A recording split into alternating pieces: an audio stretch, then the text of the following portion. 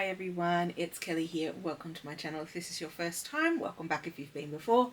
Lovely to have you either way. On this channel we talk books, and today we are talking a book haul. Now if you have been here before for one of my book hauls, you will know they are often epic because I love secondhand book shopping and I have found some great secondhand books this month.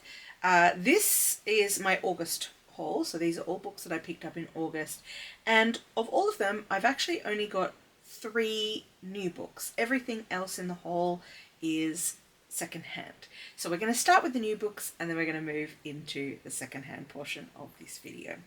The first book that I picked up new was this one.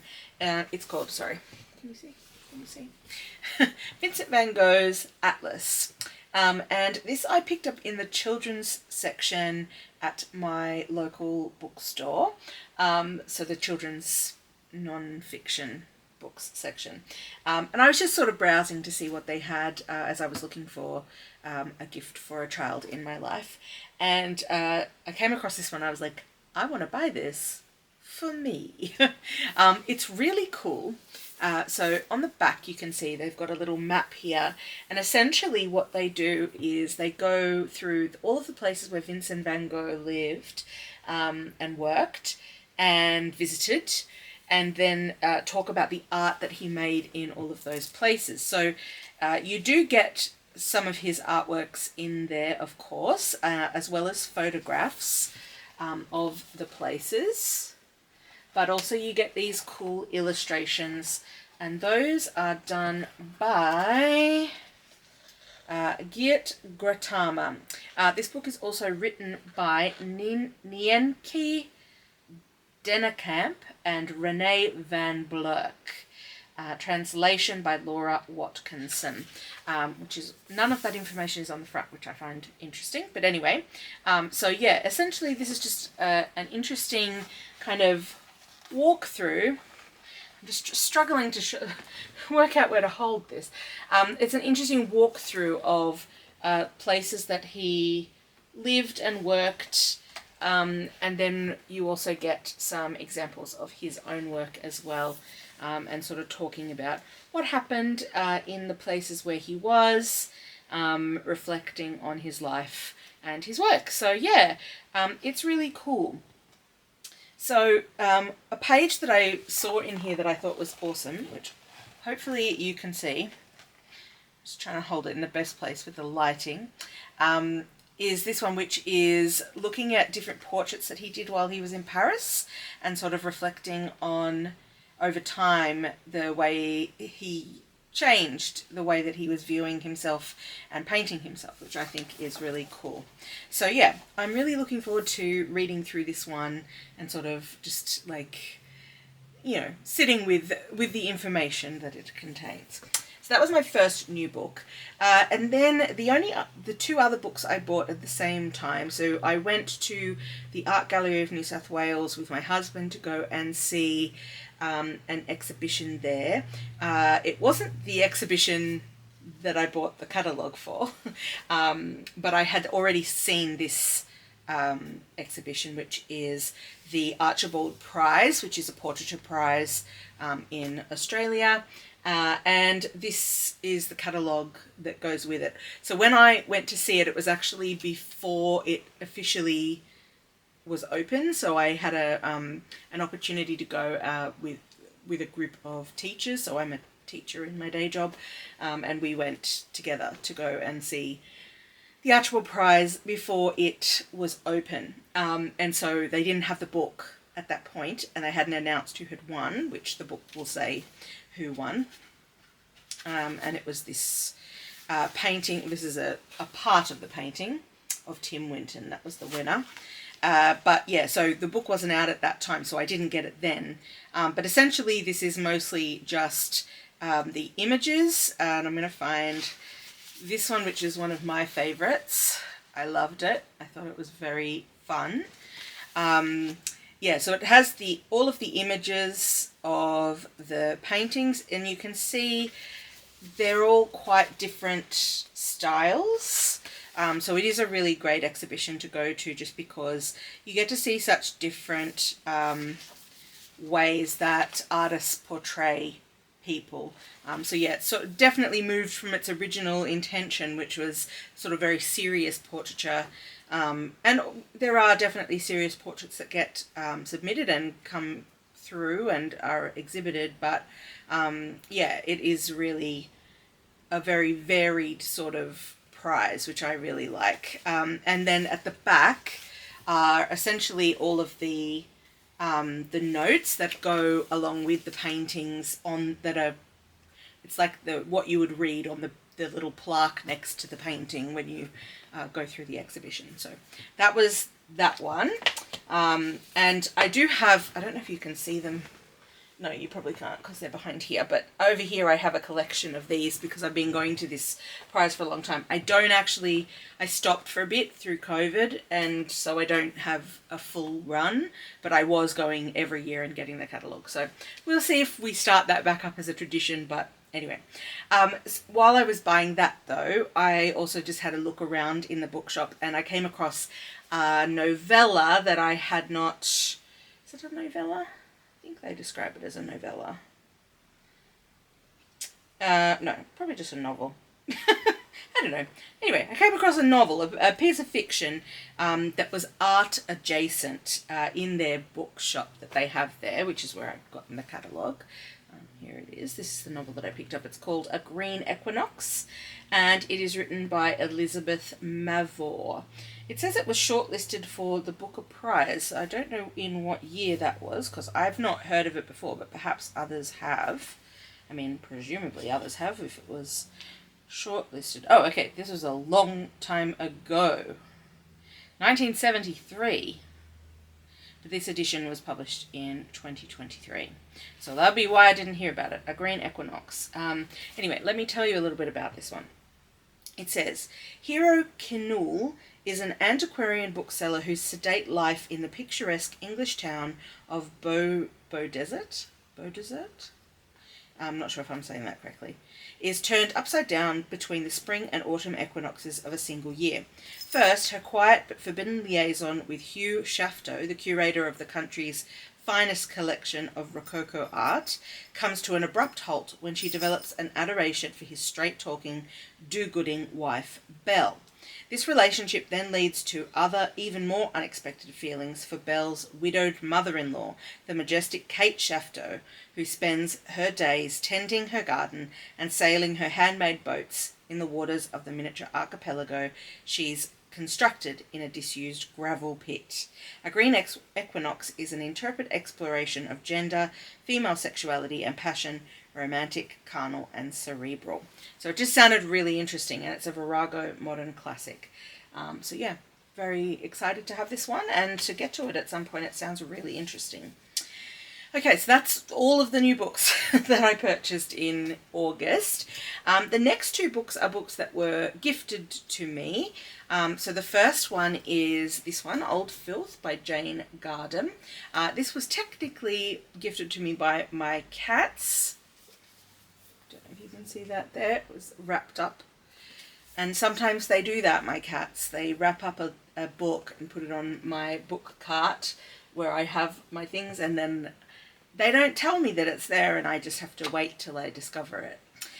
So anyway, this one was there, but my husband did tell me that the cats were very inspired by and took advice from my husband's aunt, who is an avid reader and who really loves this series of books. So this is the first one, I believe, in the series. So let me tell you about it. So this one came out in 2004. But this edition has a new introduction from 2013. So, yeah. Presumably after some success with this series. So it says, Filth in his heyday was an international lawyer with a practice in the Far East. Now only the oldest QCs can remember that his nickname stood for Failed in London, Try Hong Kong. Long ago, Old Filth was a Raj orphan, one of the many young children sent home from the East to be fostered and educated in England. Jane Gardam's novel tells his story from his birth in what was then Malaya, to the extremities of his old age. In doing so, she not only encapsulates a whole period from the glory days of the British Empire through the Second World War to the present and beyond, but also illuminates the complexities of the character known variously as Eddie, the Judge, Feathers, Filth, Master of the Inner Temple, Teddy, and Sir Edward Feathers. So I will at some point get to this one. It sounds very interesting, about a very interesting character. The other book, and this did come directly from my husband's aunt, the same aunt that recommended that one, is this one called Aunts Up the Cross by Robin Dalton. And I don't know anything about this, but she read it and really loved it. So I believe this is it's an autobiography. So it says, my great aunt Juliet was knocked over and killed by a bus when she was 85. The bus was travelling very slowly in the right direction and could hardly have been missed by anyone except Aunt Juliet, who must have been travelling very fast in the wrong direction. So begins Robin Dalton's story of her childhood, a secure and magic place surrounded by eccentric aunts and uncles and an army of guests and hangers-on, sharing a sprawling, disorderly house in the bohemian heart of Sydney's King's Cross. These were the golden years from the 20s to the 40s. The Cross was a place of cast-iron balconies and dusty back lanes, where nothing happened as expected. This small and perfect memoir of a solitary child loose in a house full of outrageous, theatrical, and utterly unpredictable adults has become a classic. You will laugh out loud. This sounds fabulous. It is a period and place that I am very interested in. So 1920s and 1930s, like the interwar period in Sydney, I'm super interested in. So yeah, this should be really, really good, and they sound like characters, so I am very much looking forward to getting to that one as well. All right, on to my secondhand purchases, and these, I'm going to start with classics. I've got 3 classics to show you, and then we'll move on into some non-fiction and then on to the rest of the fiction.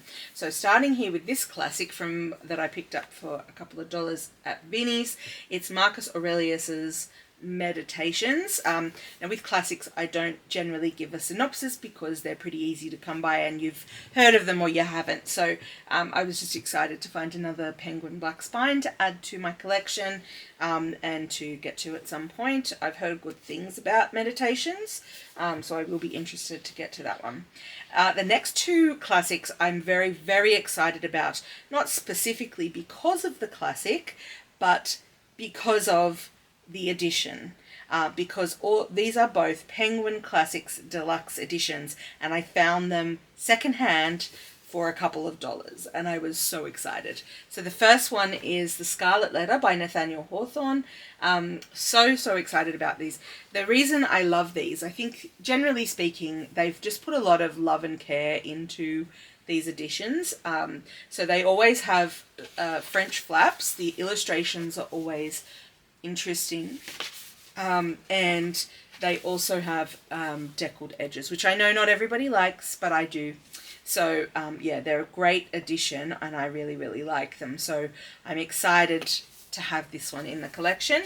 And the other one that I found right next to it in the same bookshop was The Odyssey by Homer, translated by Robert Fagles. Introduction and notes by Bernard Knox. So yeah, same thing. These have the French flaps and the deckled edges.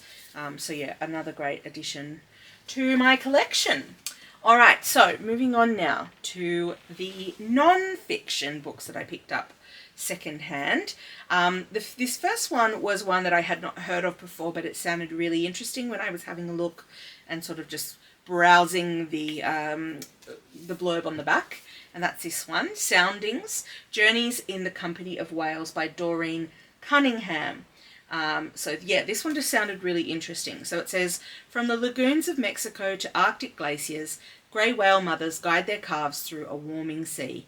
Following them by bus, train and ferry are Doreen Cunningham and her young son Max in pursuit of a wild hope. Doreen first visited Alaska as a young journalist reporting on climate change among Indigenous whaling communities. There she joined the spring hunt, drawn deeply to an Inupiaq family and their culture amid the disappearing ice. Years later, her career and life in tatters, Doreen embarks on an extraordinary journey following the grey whale migration all the way back to the Inupiaq family that took her in. Soundings is the story of a woman reclaiming her life mile by mile, a child growing to love an endangered ocean, and a mother learning how to parent in a time of unprecedented change. So this just sounded really fascinating. I had not heard of it before, so I was glad to have the serendipity to stumble upon it during my second-hand adventures, of which I have had many. And will continue to have many. The next one is one I had heard of, and I have definitely heard mixed things about this one. My mum read it and she didn't love it, and usually our tastes align pretty closely. So I wasn't prepared to buy it new, but finding it secondhand, I was like, yes, let's give it a go. And that is My Brilliant Sister by Amy Brown. So this is a book that is about the sister of Miles Franklin, who is a classic Australian author.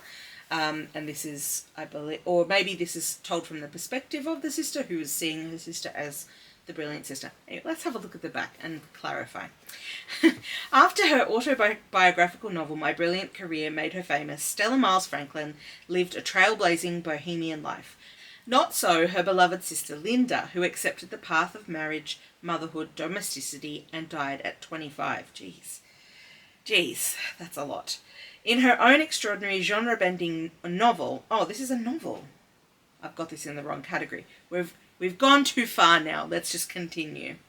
Amy Brown rescues Linda from obscurity, placing her story alongside two modern counterparts, a mother who has put her writing on hold while she works and raises her daughter, and a singer-songwriter who has sacrificed everything for stardom and is now unravelling isolated by the sea. In the middle of these two lives is the repost Linda might have written to her sister, an irresistible, note-perfect alternative version of My Brilliant Career. My Brilliant Sister is both an utterly convincing, witty portrait of Miles and Linda Franklin and an innovative, illuminating exploration of the impossible balance women are still compelled to strike between their work, their families, and their souls. Sorry about that. I thought this was non-fiction, but apparently it's a novel. Okay, that's okay. We know. Now we know. So anyway, I will probably give that one a try sometime soon and see if it's for me or not. And if not, that's okay. I'll just send it back secondhand on its way. This one is non-fiction though, and I believe this is the last of the non-fiction, and it's Bright Shining, How Grace Changes Everything by Julia Baird. Now I read Julia Baird's book Let's try that again. I read Julia Baird's book Phosphorescence last year or the year before, I think it was. If I can find it, I will put the review of that book up in the cards. I did have a few issues with that one, if memory serves. Not so much about the writing per se, but about some of the things that she said in it, because that one was about looking for little positives when you're going through some stuff, and because she has gone through some stuff, but yeah, I just wasn't sure about how well it generalized to other people. But anyway, she's a Sydney-based author and journalist who co-hosts The Drum on ABC TV and writes columns for the Sydney Morning Herald, The Age, and Harper's Bazaar. So that is Julia. And Bright Shining, let's see if I can find... Okay, there's a little bit on the back, but it's not very long. Anyway, it won't take us long to read it. Grace is, in most of its forms, fleeting and often overlooked. It reveals itself in flashes and glimmers, but these are moments that illuminate and transcend. So the fundamental question must be, how different would our lives be if they were defined or lit by grace? What would happen to our hearts, our health?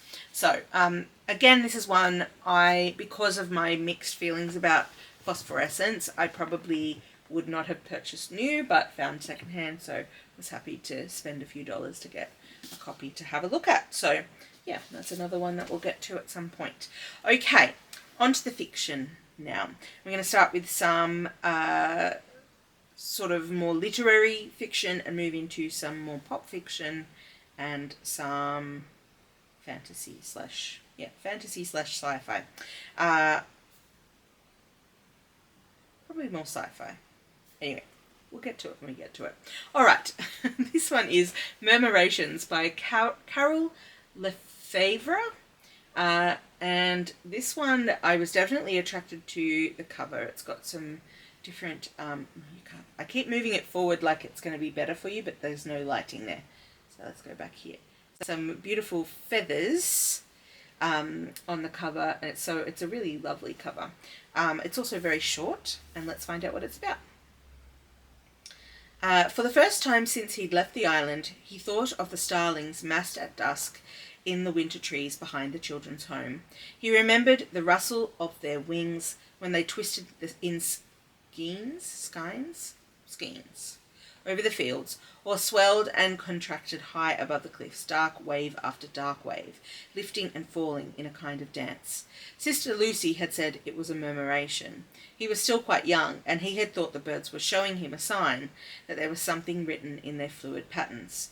Lives merge and diverge. They soar and plunge, or come to rest in impenetrable silence. Eris Cleary's absence haunts the pages of this exquisite novella, a woman who complicates other lives yet confers unexpected blessings. Fly far, be free, urges Eris. Who can know why she smashes mirrors? Who can say why she does not heed her own advice? Among the sudden shifts and swings, something hidden must be uncovered, something dark and rotten, even evil, which has masqueraded as normality. In the end, it will be a writer's task to reclaim Eris, to bear witness, to sound in fiction the one true note that will crack the silence.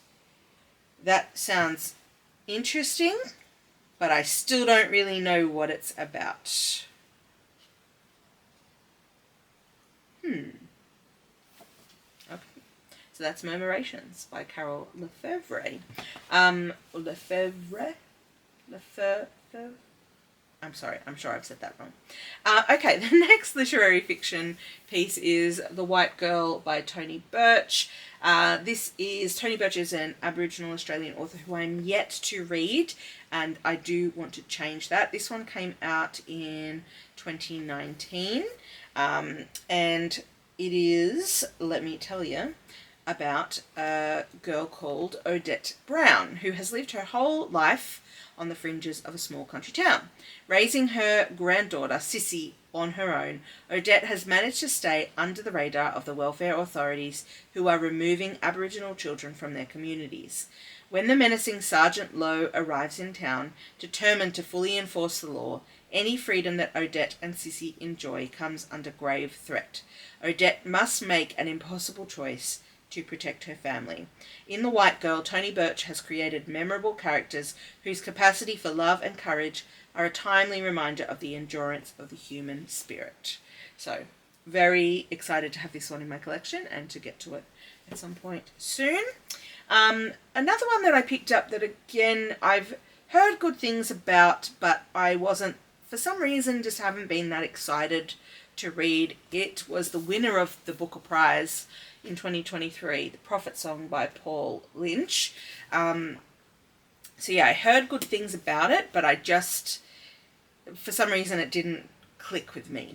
But this one, it says on the back, on a dark, wet evening in Dublin, scientist and mother of four, Eilish Stack, answers her front door to find the GNSB on her step.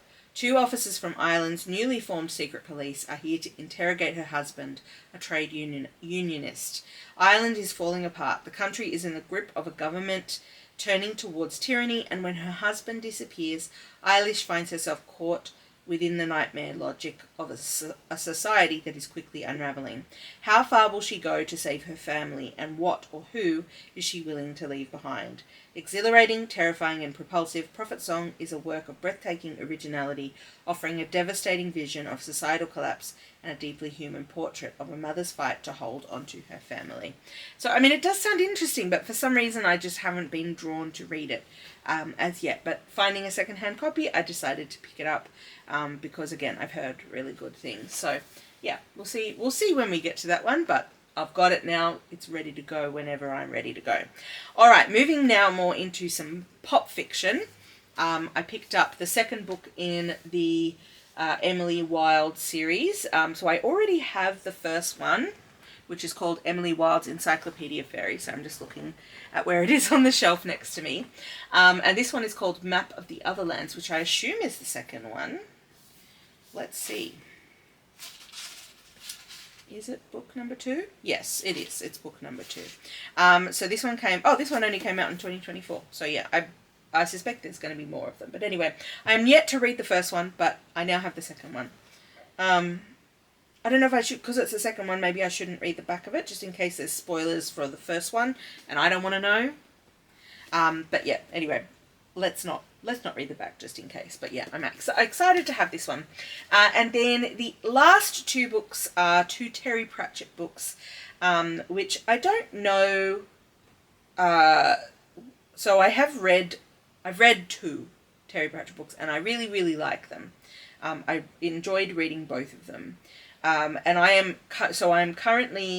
have begun reading through the Witches series of books from the Discworld. These ones are just too random, so I actually don't even know which series these are from. But I picked up Masquerade and Lords and Ladies. So I will have to look up where they sit. In fact, let's do that now. Let's have a quick look on the old phone. Because, look it up. What's it called? Discworld reading order.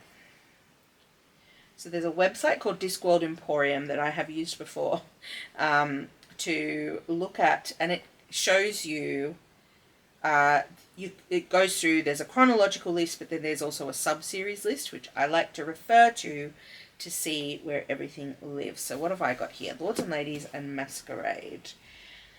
So they are not part of the City Watch collection. Oh, Lords and Ladies is in the Witches collection. That's great. So this is the 4th one in the Witches collection. And Masquerade is as well. Awesome. Huh. How about that? I've picked up 2 from the series that I'm reading, and they're the next 2 that I would need. So I actually only need to get 1 more because I've read Equal Rights. I have Weird Sisters and Witches Abroad on my shelves, which are the next 2 in the series.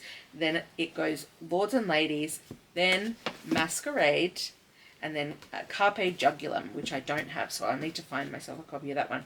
Ha! How about that?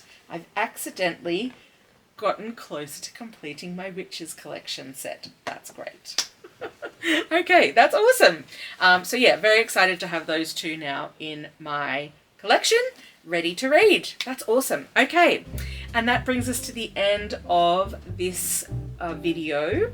Let me know down in the comments if you're excited for any of the books that I've mentioned in the video today. Maybe I've mentioned something that you had not heard of and you're now keen to look it up yourself, or maybe you've read one of these books and you think I should prioritize it on my TBR. If so, please comment down in the comments below.